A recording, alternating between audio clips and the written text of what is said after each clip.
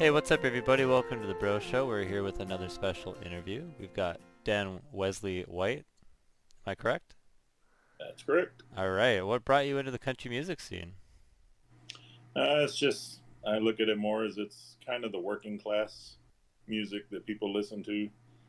Not very vulgar, and more people can relate to the lyrics. hmm Oh, I love country music. And I love when they bring popular songs and turn them into country songs. I always find they sound better as a country song, like nine Yeah, times out some of of ten, give it that little twang. right? What's your favorite song you've got right now? Of my own, or just hmm listening to? Of mine, I would probably say Border Patrol is probably my favorite right now. Yeah. Well, it's got a ring, Just man, because, I'll tell you. yeah, just because it's a slow ballad and the message I'm trying to get across, the day in the life of a Border Patrol agent. Well, and that's a service force that doesn't get a lot of credit, for sure. You Right. know, you've got songs about the Army and songs about the Navy and Marines and everything else, even the Coast Guard, National Guard even. And I was surprised to hear it. Like, I love the lyrics, I love the tone of the sound and what it's like, the pictures that are going through my mind when I listen to it. Hmm. And what was going through your head when you wrote it? I just wanted to put something out uh, because we got all this border situation going on in America right now with hmm everything happened in the last 3 years. And Border Patrol is kind of getting the raw end of the deal because they have to do what the upper people say, but yet the public is also kind of taking it out on them, and they're hmm kind of in a rock and a hard place. So I just told it from the point of view of a guy or girl going to work first thing in the morning, and then kind of what involves in their day, and then what happens when they get home. Right.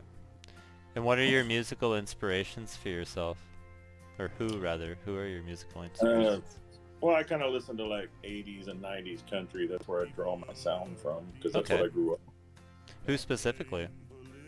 Of course, you got George Strait, Brooks and Dunn, hmm Toby Keith, all those kind of '90s. What kind of when country was going away from the three-chord wonder songs and branching out more kind of a little southern rockish, and Right. adding a few like changes to the song so it's not just three chords over and over. I love Toby Keith because he's a blue-collar dude who made it famous multiple times. And every Hmm. time he was down on his luck, he just said, you know, screw it, went back to working construction and writing music and became famous again in a matter of no time. And it's a total tale of the common person. And that's why I like country music, you know. It's like math to the universe. It's the common musical interlude that everybody can listen to. You could be a German from Germany without speaking a word of English, but if you listen to country music, you know, you're Yeah, gonna relate to it. it's, it's just it's easy to understand the lyrics most of the time. Yeah. Whereas other genres you can't. Some you get the screamo emo metal or the rap mumble rap as I call it, things hmm like that. Whereas country kind of stays pretty steady most of the time. I mean, there are some artists that kind of dabble in a little of other stuff, but hmm pretty much country kind of stays pretty straightforward. what musical instruments do you play? I play the bass guitar. Bass guitar. All right. I started on bass, ironically. Oh, I started on a fretless Dean and then played around with that for like 3 or 4 years and then went on to guitar and piano and then learned drums and mhm. do it all now, yeah. Yeah, I'm slowly trying to teach myself guitar now, but I've got really fat fingers, so that's why bass works better for me. But hmm hard to get my fingers into those little claws to do guitar chords. So, but I'm trying to teach myself. Yeah, the guitar is an interesting beast, I'll tell you. I've been told Yeah, that the guitar doesn't matter, only who's playing it. exactly. And I'm a newbie as far as that. I mean, I've been playing music all my life, but I've Right. never tried guitar before. But now that I'm actually teaching some guitar classes at my school, I've got to actually learn it so I can teach it to them as well. So Right. it's kind of actually helping me out too. That's the best way to do it is to teach it, to be honest. Right. Because then Because then you have you're forced to to do it over and over and over. Yeah. right. Repetition is key. hmm To master a task, what you need like 1,000 hours or something like that? More? Mm. 9,000 hours? To master it, you're looking at years. So I don't know what that would break down into. I mean, I've been playing music all my life, and I'm still not a master at certain things. Right. And what are your favorite non-country music inspirations? Well, when I was a teenager, I was a metalhead, so I had hair Okay. down all my back and everything. So I would learn everything from Iron Maiden, Metallica, Megadeth, Pantera, all that stuff. I was old school metal as well. The new school metal never sat with me. I loved Iron Maiden. I loved Metallica, Megadeth, all the actual real metal bands. Right, the '80s group.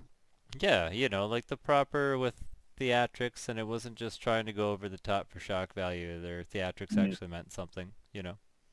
Yeah, kind of like when the late '90s, early 2000s, when they started getting to like the blood and the gore and stuff.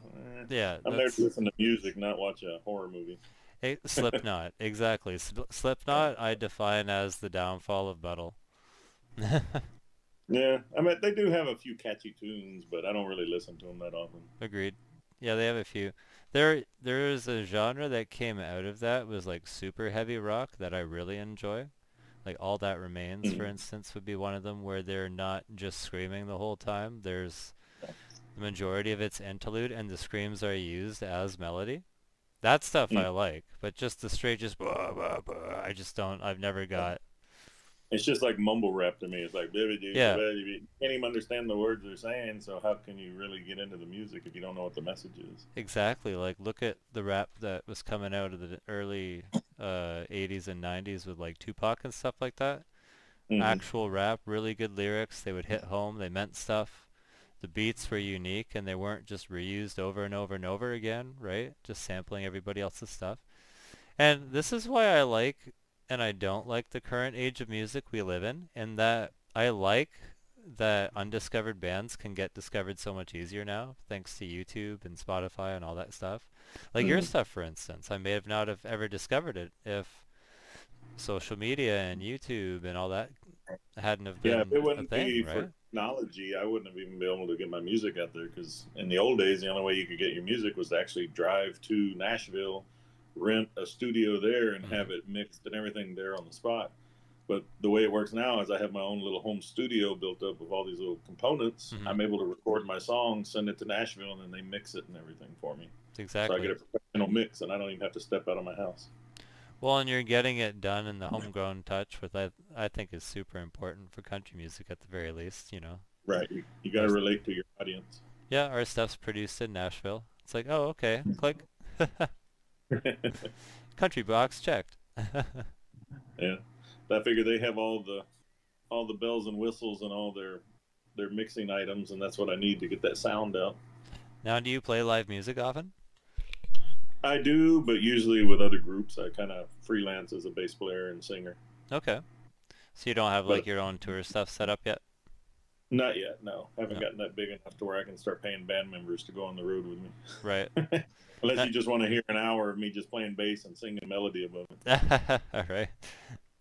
Though fun for musicians, general public don't seem to get that. They don't realize that the band feeds off the energy coming from the audience. Mhm. So if the crowd gets more into it, the band's going to get more into it. It's a symbiotic relationship. Yeah.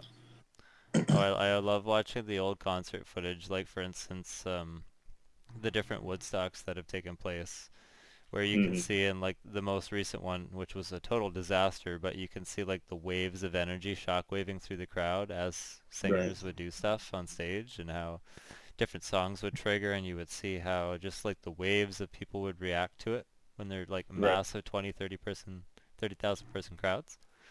And that stuff drew me to the stage. Like I first had my first live show when I was 17, I want to say.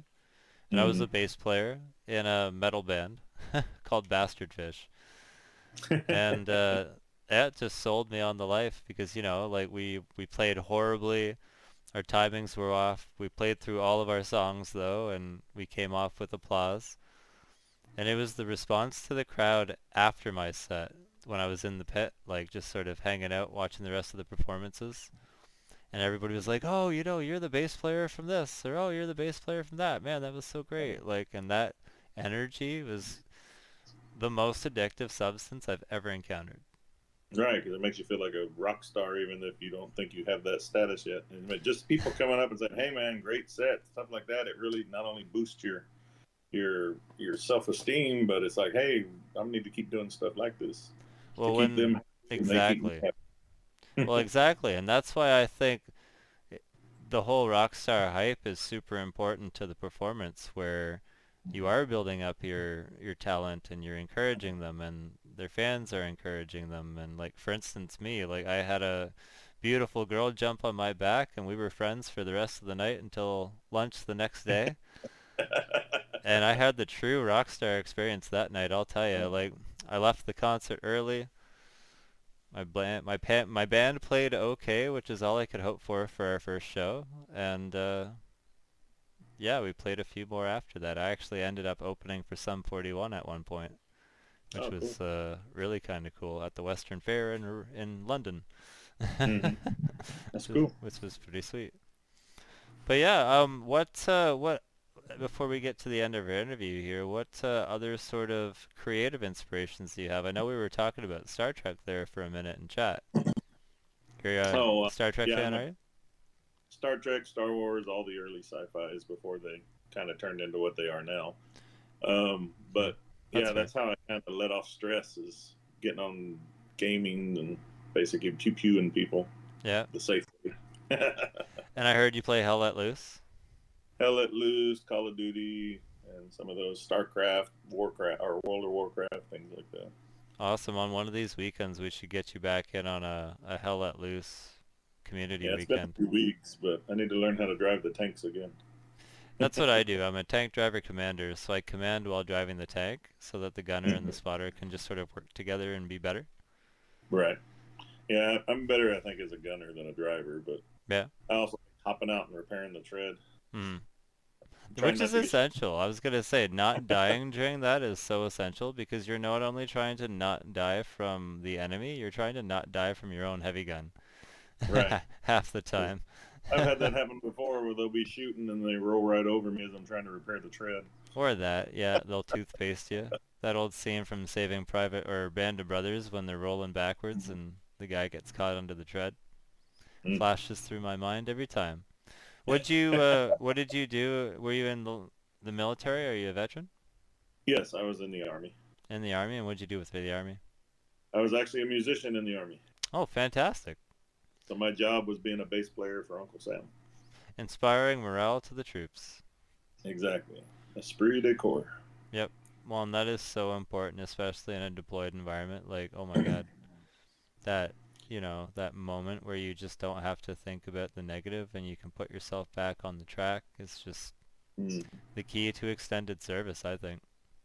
And that's the thing. I mean, they're cutting a lot of these bands, and they don't realize that's what the troops see in the forward operating bases and all that stuff when they're in the shit. Hmm. Is they're the last concert or something to kind of keep their morale and everything going. Because if you don't have morale, the troops aren't going to fight for you. Yeah. And that's sometimes the only thing they get to see is when the actual army bands, because it's too dangerous for civilian groups to go out there. And so we put on our best concerts and stuff for them, just so they get a little taste of home and hopefully forget all the crap that's going on or about to head out to them. Hmm. No, I agree completely. Like, cooks, band members, the support agents, like anybody pack and shoots kind of thing, anybody counseling, even just support clerks handling paperwork are so important to the bullet being shot. Right. Like, and a lot of people just don't get credit.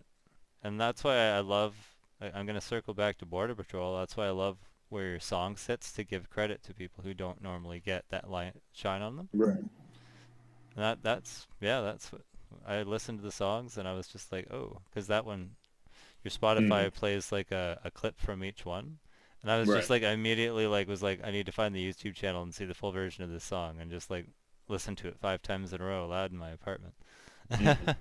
And then I wrote one for veterans also.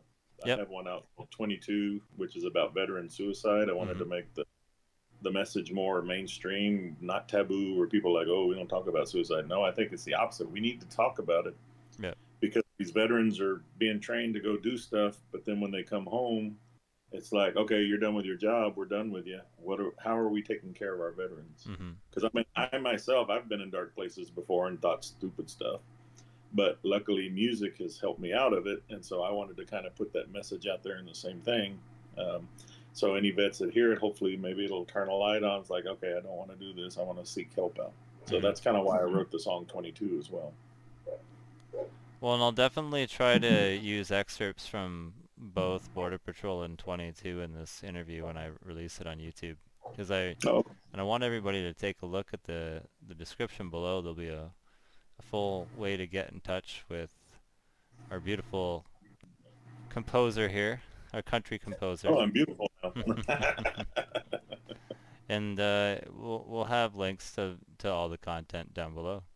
Do you have anything to say before we go, bro? You can check me out on my website, which is danwesleywhite.com, and then I have some merch and stuff up there too, some shirts and things for sale. Awesome. And do you have albums for sale on Spotify? I don't have albums yet, but you can see all the singles. I've got 7 singles out right now, and you can listen to them all from the website, or you can pay the $1 so you can own it yourself, like the old iTunes system. Awesome. Well, that's phenomenal, Dan. Thank you so much. And what was your rank in the Army? I was an E5 sergeant. Sergeant, thank you so much, Sergeant, for your interview today. I really appreciate it. And ladies and gentlemen, that's the Bro Show. I'm a U.S. Border Patrol.